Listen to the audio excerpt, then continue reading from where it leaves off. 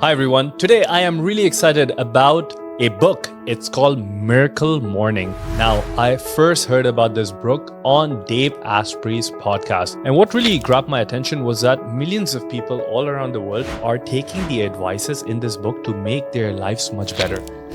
Today, let's look at some of these key ideas from this book that will really help you take charge of your life. But before that, I want to talk to you about the author. The author, he wrote this book, but his story is incredible. When he was 20 years old, he had a really bad car accident. He was even announced dead for 6 minutes. He came back, went into coma. The doctor said he could never walk, but he did not give up. He beat all the odds, and then years later, wrote the Miracle Morning to show us what did he learn from his life's journey. And this story is quite inspiring for me because it shows us how we can be strong even when big challenges are around us. So shout out to Hal, you are truly inspiring.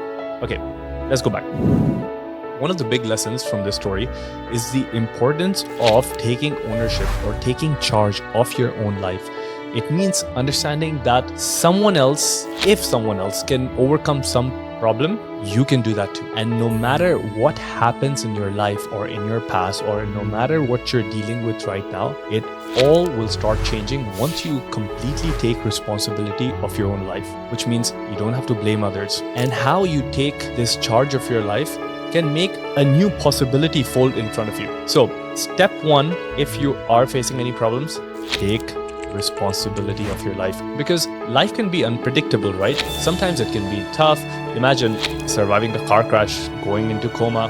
It's tough, and that brings to a point that we cannot control everything, but we can always control how we respond to things. The author actually tells us that in order to change our lives, we need to react to circumstances and challenges in a way that is much more empowering, not disempowering. And I'm really touched by this idea because he shows us, and millions of people around us show us, what is possible. Marcus Aurelius once said that we shouldn't think something is impossible if someone else has done it. This reminds me of even a wisdom from Albert Einstein. Albert Einstein once said that if we can live life in two ways, one way is as if nothing is a miracle, and the other way is like everything is a miracle. And this is one of those fantastic ideas that you should be bringing into your life, which is the idea of possibilities, the possibilities that you can generate, you can create. And that's the biggest concept around this book. The next thing is understanding where we are in our lives. Sometimes we might not feel good about where we are in our life or even who we are, but here's a different way to think about it. You are always exactly where you need to be in this given moment. It can be hard, but everything that is happening to you is teaching you about something very important. It's actually preparing you to become that person that you are supposed to be. I know saying this is easy, but even when times are tough, it's a chance to learn and grow. Think of your life as a story. Imagine life is a book and you might be the lead character, the hero, the heroine. Every good story has the main character going into some kind of problems. The exciting part is about how they solve the problems. Your life story can also be exactly like that. And from now on, your story can go anywhere you want. What do you want your story to be like? Great stories always are not simple. They have great challenges. Think about the last movie you watched. Did the main character have everything in their life to be easy? I bet you not. They faced problems, but overcoming those problems actually made that story interesting and great. And guess what? Our lives aren't different. A good life isn't something where you don't have problems. It's about really trying hard, falling down many times, then getting back up, and then trying again. It's about not giving up and taking, like I said, the ownership that you will be writing your story. You decide what happens next. You decide what adventures you go on. You decide how will you overcome your problems. And this way of thinking in the Miracle Morning is so powerful because it tells us we have control over our story. We can learn from the hard times. We can become stronger. So think about the story that you're repeating in your head. The story that I'm repeating is that my life is an amazing adventure, and yours can be too if you take in charge of it. Now, you must be thinking, I'm talking about all of these philosophical things, which is not my idea, it's idea from Hal. But the main theme is about your mornings. So let's go into that. How you really start your day matters. If you have a good morning routine, you will have a good day. And if you have a good day, you will have a good life. But if your mornings, like most of the people, if it's a mess, then you will not have that great of a life. Changing the way you wake up, things that you do when you wake up can actually change your life. And it's true. I have an extensive morning routine, and you don't need to have one. But the point is, a great morning can lead to a start of a great day. And when you compound all of these great days together, you get great life. But even if your mornings are a little bit bad sometimes, don't worry. You cannot expect that everything goes perfect. Sometimes you might be tired. Sometimes you might be rushed. Sometimes you might be stressed. But it's all about what are you going to do the next day. And I personally am so aligned with this idea because I really think mornings are one of those special times where you can hack your day. And in the Miracle Mornings, Hal gives us an acronym called Life Savers, SAVERS, to make your mornings great. And now let's focus on that, and I'll teach you what this Life SAVERS is. Good, honestly, good acronym, Hal. So here are some of the things that you will have to do to succeed in your mornings. First thing, S, is silence. Spending some time to quiet your mind, meditating, whatever. Let me give you all of them. So one is silence. The second one is affirmations, which is telling yourself good things about yourself. Then the third thing is visualization, which is imagining your goals and where you need to be. The fourth thing is exercise, my favorite. Move your body to feel good, stay healthy. Then it's reading and learning from not just your experience, but from others' experience. And then it's writing something down, writing down your thoughts, journaling. These 6 practices make that magic savers model. And they really help us take some time off and think about what we are going to be doing in the day and how that day is going to be great. And that's how we can really change our lives. So let's jump into them. The first one is silence. Now, your mornings might be chaotic, might be stressed, but if you start your day with some sort of a silence, you can feel calm, you can feel clear, and most of the peoples don't do it. So begin your morning with just being quiet for a moment. Silent isn't only about not going out there and talking. It's also a very powerful tool. It's a powerful tool that makes you calm, makes you have more clarity. And also, it's all the spiritual people have always embraced this. Throughout our history, even when you look at modern examples of smart people, of successful people, they actually use quiet moments to go beyond any kind of limitations that they have. Now, you could do some meditation, you could do some prayer, you could just sit in silence. Just sitting out there in silence will make sure that it's an automatic process. You don't have to do anything. Just sit there, be silent, and see things change. Of course, you're going to have some noise, you're going to have some distractions, but if you have really that belief that you want to connect to something greater, then the answer is to be paused, to be silent, and think that you're tapping into something universal, something bigger, something greater than yourself. So making time for silence is one of the first key steps. Now, in the book, the author Hal, he also tells us that you can experience silence through these 3 different ways: meditation, prayer, or just silence. The idea is to do whatever works for you.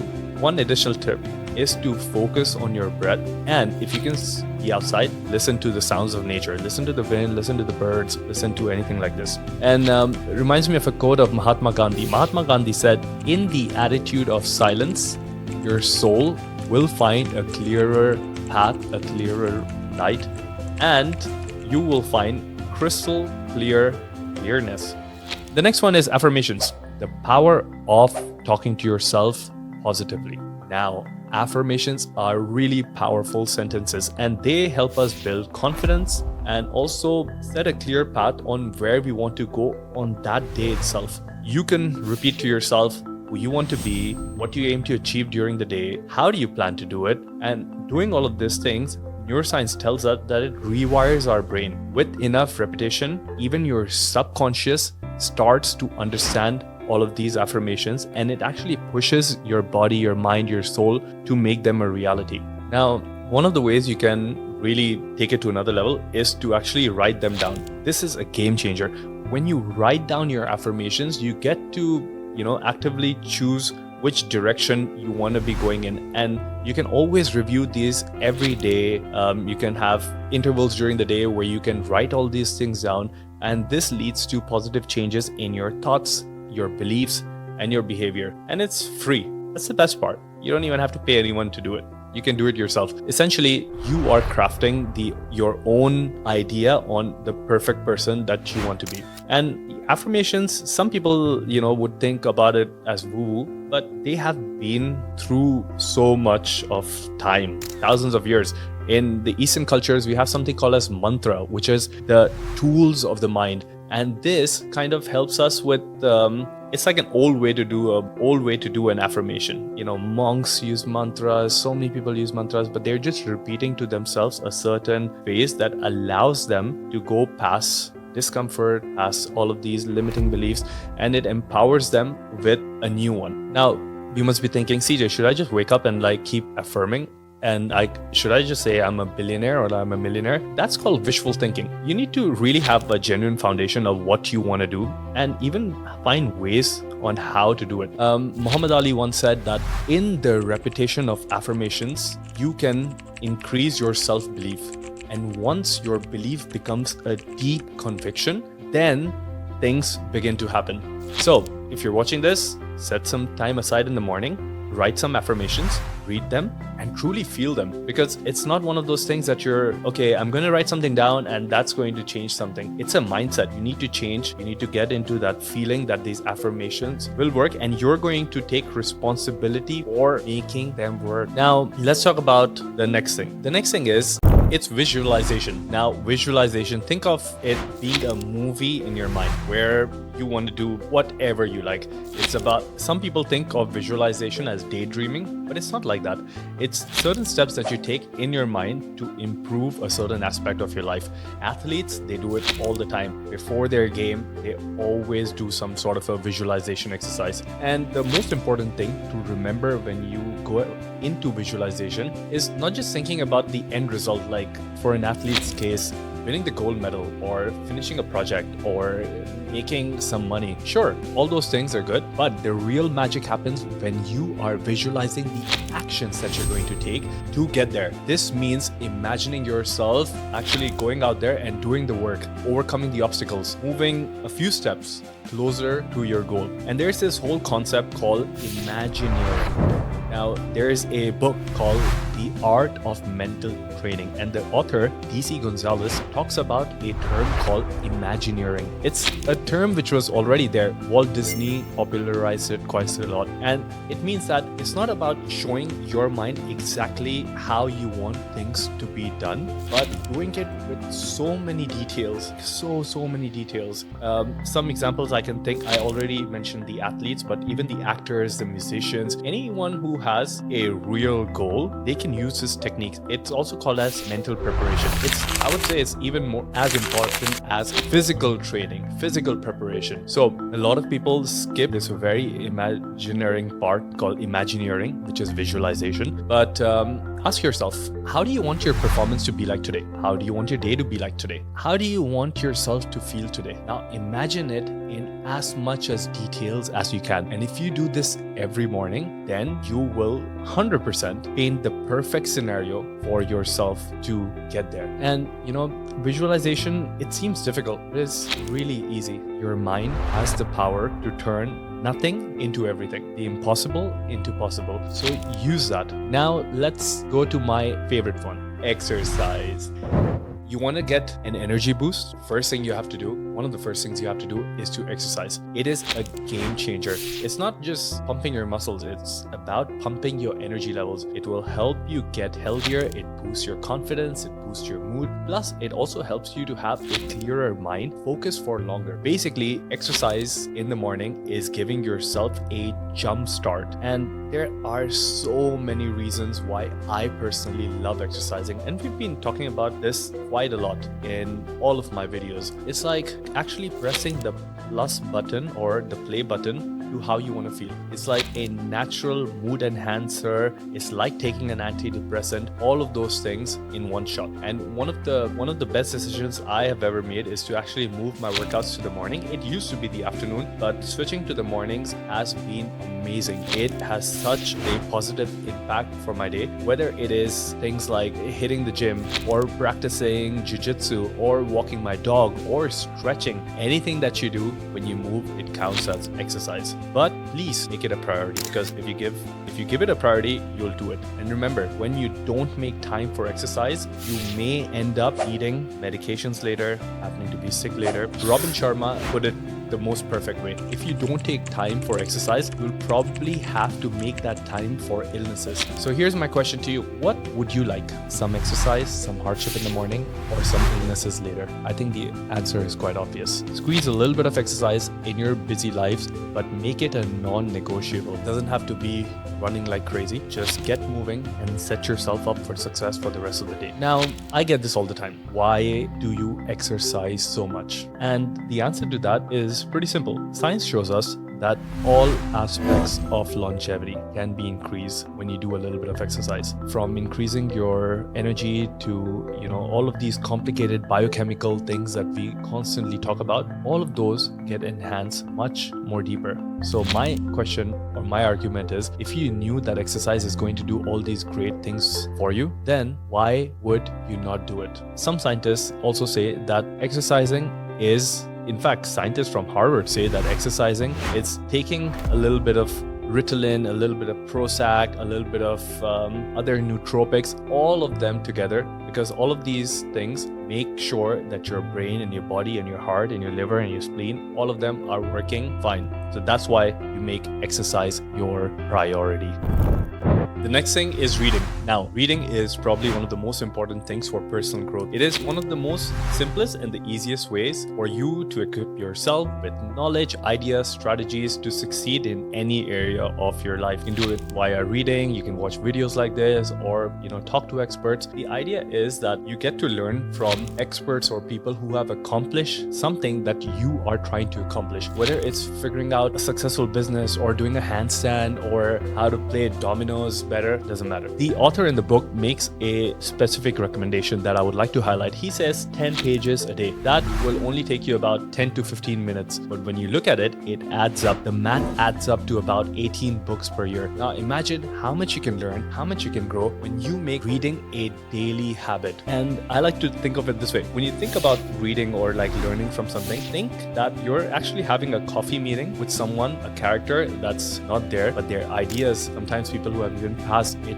lives there. Matthew Kelly tells us that reading not only shapes our mind, but it also shapes our bodies, shapes our soul, shapes the entire thing that we talk about as ourselves. So the other thing is writing a few things down. Now you can write about things that are on your mind or what you want to do, and together all of these things make a miracle morning routine. And this is so interesting because, as I said, millions of people around the world are using it. You should too. One other thing that I would like to touch upon is our habits. Now, our habits have the ability to change our lives. And when you spend some time to learn how to control your habits, it's one of the most important things that you can have. Whether it is, your goals or your desires or whatever, it will all start with basing a new habit.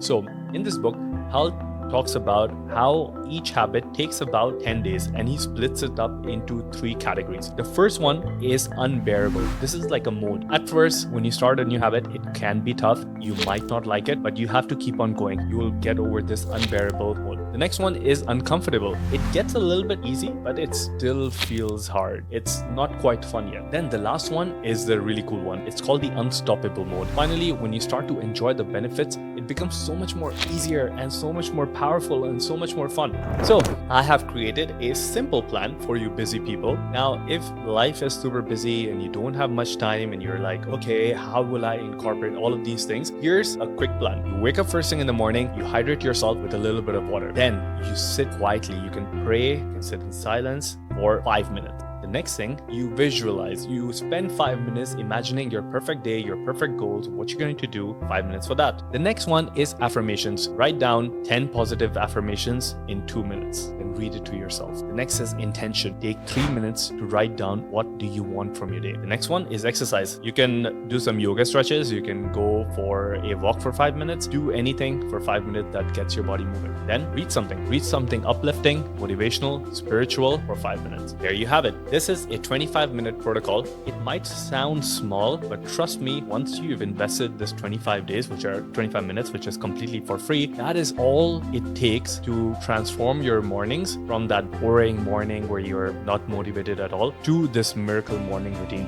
The book was very interesting. These were some of the main highlights, and I hope you can incorporate this into your life. I'll see you in the next video. Thanks for being here.